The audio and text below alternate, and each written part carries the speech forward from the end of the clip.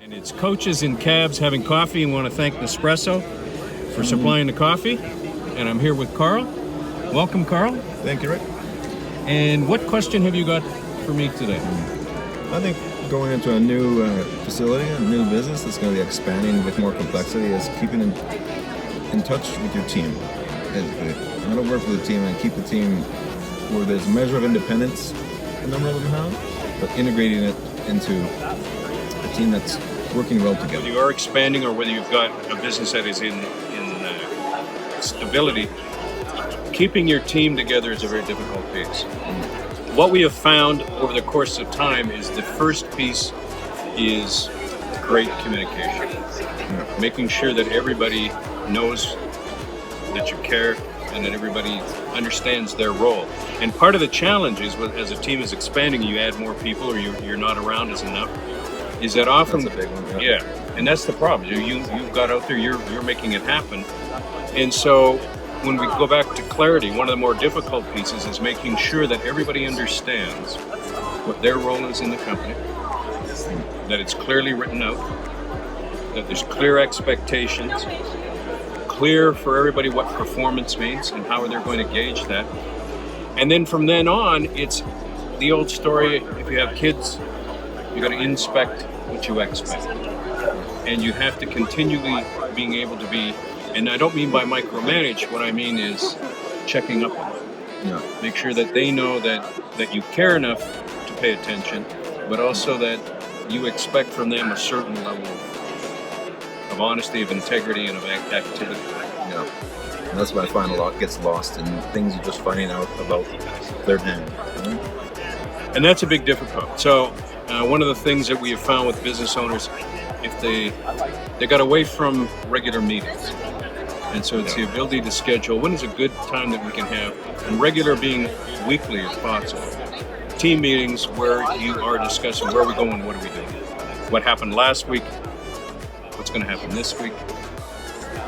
The more people feel engaged and the more that they know how they fit in terms of what is my piece of the puzzle, then the more they are likely to be able to perform at that level of journey.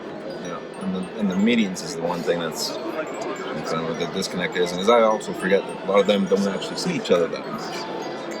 And that's right, because you see them, but they don't see one another. And again, it's that communication. So if you have the opportunity to bring them together, whether it's for a breakfast, whether it's for a lunch, whether it's for an afternoon, regardless, it is valuable if they can have that time to interact with one another.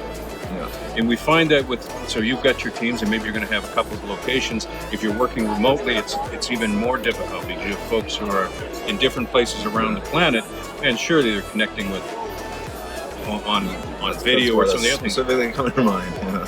But to get everybody together in whatever platform, so they can have a look, like we're doing here, looking at one another, giving that opportunity for interaction, getting to know one another. You don't have to be friends, but good colleagues then support one another.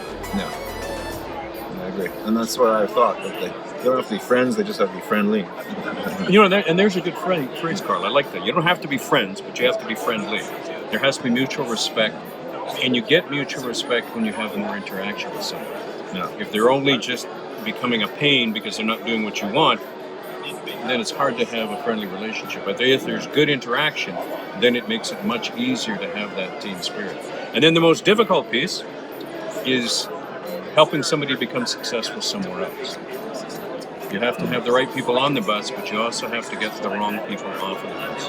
And sometimes letting go somebody, as difficult as it is, provides you with such a refreshing atmosphere that comes in. And I mean, again, you don't want to think about that, but that is part of that whole thing. I've had to do it a couple times in the last year and a half. And yeah, it was. There's people who are profitable parts of the business, but had to end up having to really... with the doors open. With the doors open. And so, but that's it. And it's a challenge when you do have people that you have to let go, because it's hard. You hired them. You were part of your team. And now they just don't fit. And I got to tell you, the one thing that happens is that everybody else is watching. And if you don't take care of a problem, then they're going to say, well, if it's okay for so-and-so, then it must be okay for me. Or they get embittered and in some way, because they're chafing by somebody. One of the challenges that I found with clients, and I think we all fall into this, is that we hire too quickly and we take too long to terminate. We gotta take more time in the hiring process and let people go quicker if they're not just being part of the team. Yeah, learned a lot about those lessons. Carl, did that answer your question? That is. Thank you so much. Appreciate it. Rick. Thank you, everybody. Thank you to Nespresso and to Checker. I am wanting to find out a way to never have an issue with cash flow in my business ever again. Okay, good question. Great question, quite frankly. Most small business owners don't even understand the power of cash flow or how to, what I'll say, really predict or forecast their cash flow. Cash is king. Ask you a couple of questions, Stephen. If my business is not profitable but my cash flow is good, can I stay in business and keep the doors open? If your cash flow is not good? If my cash flow is good, even though I'm not profitable? Definitely. Absolutely. If my cash flow is good and I'm profitable, well, that's not the ideal situation, correct? Correct. If my business is highly profitable, yet I don't have good cash flow, can I keep the doors open? No. So understand the value of cash flow in a business gets you to tomorrow. And if you have the opportunity to always get to tomorrow, then you have the opportunity to get the business profitable. Okay. So one, we got to understand cash flow in terms of how to get cash flow in a line. 4 different ways to, what I'll say, manage or improve cash flow. Increase sales, increase pricing, reduce cost of goods sold, reduce expenses, correct? What if I'm governed by costs that are an insurance, or like I'm governed, or Yeah, even if they're within those margins? even if they're governed, it's still the same thing. It's still the same thing. So if what I'll say, pricing is governed, then we look at cost of goods sold, we look at expenses, and we look at more sales, okay? Because nobody's going to govern your sales, and you make the decisions on your expenses and cost of goods, correct? Correct. Because I understand insurances, they set the marketplace, and sometimes they set the margins, correct? Correct. So you want to look at that scenario right away to do whatever you need to do to get the cash flow, quote unquote, positive or minimally break even. Okay. Once you get it there, then you want to start to look at your cash flow 12 months out. Okay. If I was to ask you the question, Stephen, business owners right now, typically, how far? First of all, more than 50% of all business owners don't look at cash flow. For the ones that look at cash flow, typically, how far do you think they're looking out on cash flow? 2 to 3 months. At best. Usually it's the next 30 to 60 days, and really they're looking at it from a point of view of, can I pay my bills? They're not looking at it as a business tool to help them forecast their business. So what I would suggest is, one, let's immediately look at, in your case, 3 ways, because you can't do anything about the price. How do we increase sales? How do we lower cost of goods? How do we lower expenses to get our cash flow, even if it's at a break-even level month to month? Because then we're not losing any water out of the bathtub, and we're not necessarily putting some in, then we can start to put some in. Then we start to look at cash flow 12 months out. We start to forecast it, okay? And then we're looking at what I'll say, I call it reconciling our cash flow every month, to go through and go on our level predictions, where were we accurate with our predictions, where weren't we, so we keep learning and discerning.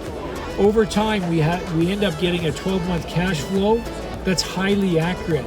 Now it becomes a tool for you that, as you're looking at hiring new employees, bringing on new suppliers, if you have to go to the banks to get funding, how's that going to impact your cash flow? How much is that going to cost? You know, you're going to bring in a quote unquote a salesperson. It's going to cost you $3,000 a month, for argument's sake. It's going to be 90 days before they become profitable. If you've got a 12-month forecast out, you can run all those scenarios and really help you discern that. And now cash flow gets way away from just looking at, do you have enough cash for the next 12 days or 12 months, or 60 days, to really, how do I use cash flow now from a point of view of helping me make the critical decisions? Okay? Make sense? Very good. Answer the question? Very awesome.